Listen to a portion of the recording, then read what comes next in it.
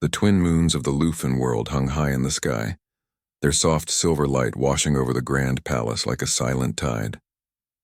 The night was calm, but the air inside the palace pulsed with whispers. Thousands of guests filled the massive crystal hall, waiting for the arrival of the human bride. No one expected much. Rumors had spread far and wide. Some said she was frail and weak. Others said her face was so plain that the Alpha King himself would look away in disappointment. Many laughed behind closed doors, calling her a shadow bride. No one knew her name. No one cared to. The Lufin people, tall and proud, were known across the stars for their power. Their leader, Alpha King Cale Thorn, had never lost a war. He was feared not only by enemies, but by his own kind. Yet tonight, the mighty king was to take a bride from the human colonies. A political marriage meant to stop the endless Cold War between their species. The hall was decorated in gold and silver. The royal banners hung from the ceiling, shining under the bright lights. Rows of alien nobles stood in elegant robes, their bright eyes watching the entrance. The palace doors were guarded by soldiers in armor that shimmered like polished stone. Then came the soft sound of footsteps. The massive doors opened slowly. A line of human envoys stepped into the hall, their movements neat and controlled.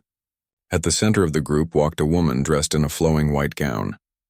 A long silver veil covered her face completely, from her forehead to her chest.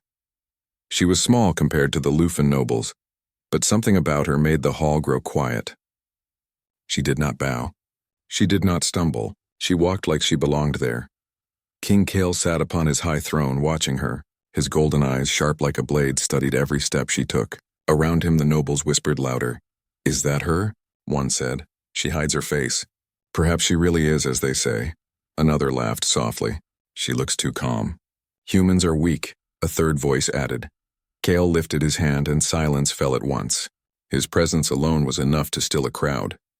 He rose from his throne, tall and broad, his dark cloak brushing the floor as he descended the steps. His voice, smooth and strong, echoed through the hall. "Bring the bride forward." The human envoy stopped. The woman in the veil stepped ahead alone. Her back was straight and her hands did not shake. She stopped at the base of the throne steps and tilted her chin up slightly.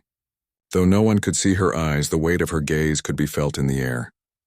"Name," Kyle said simply. "Elise Ardent," she replied.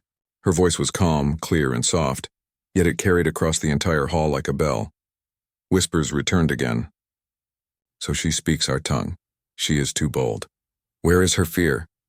Kyle studied her more closely.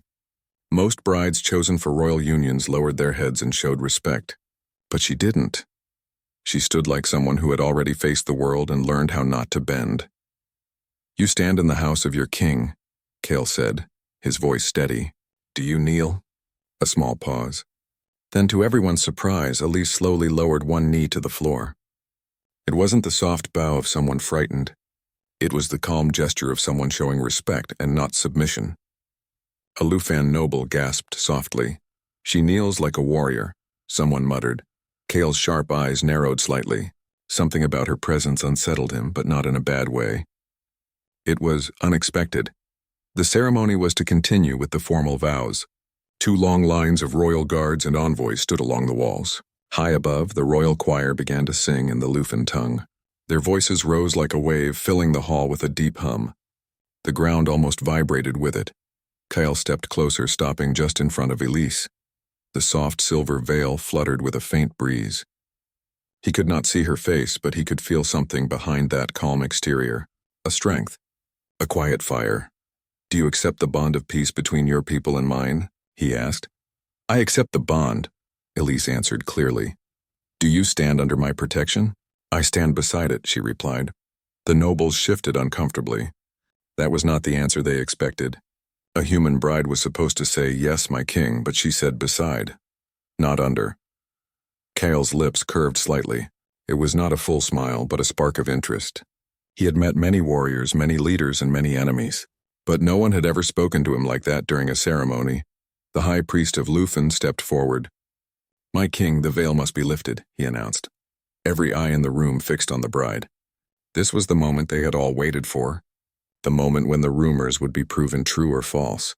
Some nobles leaned forward with curious smiles. Others waited to see the king's reaction. Cale reached out his hand slowly. His fingers brushed the edge of the silver veil. The soft fabric felt cool against his skin. For a brief second he hesitated. Then with a smooth motion he lifted the veil. The hall fell silent. Elise's face was revealed under the bright light, but it wasn't what anyone expected. Her skin was pale, marked with faint lines of silver glowing softly around her forehead and down her neck. Her eyes were a deep, calm gray, shining like distant stars. She wasn't ugly. She wasn't plain. She was different. On her forehead, just above her brow, was a small glowing emblem, a golden crest shaped like a rising star surrounded by 3 curved lines. A murmur rose like a wave through the crowd. That mark. It can't be. It's the first warborn crest. They're just myths. Stories from the old wars. Impossible. The first warborn. An ancient human project that created a small group of enhanced soldiers, known across the galaxy for their intelligence, strength, and strategic brilliance. They were said to have ended entire wars with their presence. And they were also said to be long gone. Cale froze. For the first time in years, the Alpha King stood silent and still, his golden eyes locked with Elisa's calm gray ones. She didn't flinch. She didn't bow. She simply looked back at him, steady and strong. A strange feeling moved through the room. Fear. Respect. Uncertainty. Elise spoke softly, but her words carried strength. I stand as a bridge, not as a shadow. My face is not my weapon, King Cale. My mind is. Cale took a slow breath, his heart beating louder than he expected. He had led armies. He had faced storms and wars. But this moment felt heavier than any battlefield. He wasn't looking at a weak bride. He was looking at someone who could stand beside him, or against him. The priest broke the silence nervously. My king, shall we continue the vows? Cale didn't answer right away. He just stared at Elise, studying every detail of her face. The glowing mark was no lie. It was real. Finally, he spoke quietly. We shall. But everyone in the room knew something had shifted. This was not going to be a quiet political marriage. This was the beginning of something far greater, something unpredictable. The nobles no longer whispered jokes. They whispered questions, fear, speculation. Some even took a step back. Elise stood tall, her veil gone, her face uncovered for the galaxy to see. She did not need beauty to command the room. She already had their attention. As the ceremony continued, the air grew heavy with a new kind of energy. Elise felt it too. She had been trained for many things, battles, strategy, negotiations. But she hadn't expected the Alpha King to freeze at the sight of her. And yet, for a brief moment as their eyes met, she saw something in him that no one else had noticed. Respect. When the ceremony ended, Cale turned to the hall. His voice carried power as always, but there was a subtle edge to it now. Tonight, he declared, the bond between Lufin and human is not written in paper. It is written in strength. The crowd roared their approval. But under their cheers, whispers of something else lingered. The first warborn had returned, and she was standing beside the Alpha King. The grand ceremony ended, but the palace did not sleep. The Lufin world shone brightly under the twin moons, and the crystal towers glittered like stars. The air outside was cool and quiet, but inside the royal palace a storm of whispers spread through every corridor. The nobles gathered in small groups, their sharp ears flicking as they spoke in low voices. She has the mark, one whispered. The first warborn, another said with awe and fear. No one had expected it. No one had imagined the human bride would be more than a symbol. But now every conversation turned to her. Elise Ardent, the bride, stood on the royal balcony overlooking the silver gardens. The night wind brushed against her gown, making it flutter gently. Her gray eyes were calm, but inside her heart beat a little faster than usual. She had trained for many situations, but standing as the new queen of a foreign race was something she had never truly imagined. Behind her, soft footsteps echoed. King Cale Thorne walked onto the balcony, his cloak trailing behind him. His presence filled the space without a word. He stood tall beside her, both silent for a long time. The moonlight reflected in his golden eyes as he watched the gardens below. You surprised them, he said finally, his voice low and steady. I know, Elise replied softly. You surprised me too. Elise turned her head slightly to look at him. "I was not sent here to hide, Your Majesty. I was sent here to change what people think of us." Kale studied her expression. She did not speak like someone afraid of his power. She spoke like someone who carried her own. "You carry the mark," he said. "The first Warborn. I thought humans erased them long ago." "They tried," Elise answered. "But not all of us were gone. I am the last of the second generation." Kyle leaned slightly closer, curious. "Then this marriage was not only political," she nodded. "It was a choice. Mine." For a moment there was silence between them. The wind moved softly through the balcony, carrying the scent of silver blossoms. Kale had met many leaders in his lifetime. Some were loud, some were weak, some were clever. But Elise was something else. She stood before him not as a bride who needed protection, but as a leader who had chosen to be there. A hidden threat far below the palace, in the dark corners of the Lufin capital, not everyone welcomed peace. A group of Lufin nobles who hated humans gathered in a hidden chamber. They believed the marriage was a betrayal of their race. "She is a warborn," one of them growled softly. "She is a threat." "She will turn the Alpha King against us," another said. "We will not allow it," their leader replied. "Tomorrow during the Unity procession we strike. The people will believe it was the humans who broke the peace, and the war will return. The king will have no choice. Their plan was set." The Unity procession, the next day the capital was filled with celebration. The Unity procession was an ancient Lufin custom, meant to show the bond between the king and his new partner. People from every province came to the city to watch. Long roads were decorated with floating lanterns. Children waved small silver flags. The palace guard stood in perfect lines as the royal procession began. Kale rode a tall black beast, a traditional Lufin mount with smooth gray fur and bright silver eyes. Elise walked beside him, dressed in a white ceremonial suit that blended human and Lufin design. The crowd stared at her. Many still whispered, unsure of what to think. She did not smile, but she walked with a steady grace that silenced their doubts. Every step she took spoke louder than any speech. Kyle watched her from the corner of his eye. Even in front of thousands of strangers, she looked unshaken. It was strange for him. He had always been the strongest presence in a room. But with her, it was different. She did not try to overshadow him. She simply stood beside him. And that was enough to make everyone look. The unexpected attack, just as the royal procession reached the central square, the sound of drums filled the air. It was supposed to be a moment of celebration. But among the crowd a shadow moved. A group of disguised nobles, the same who had planned in the night, quietly pressed small silver orbs into the crowd.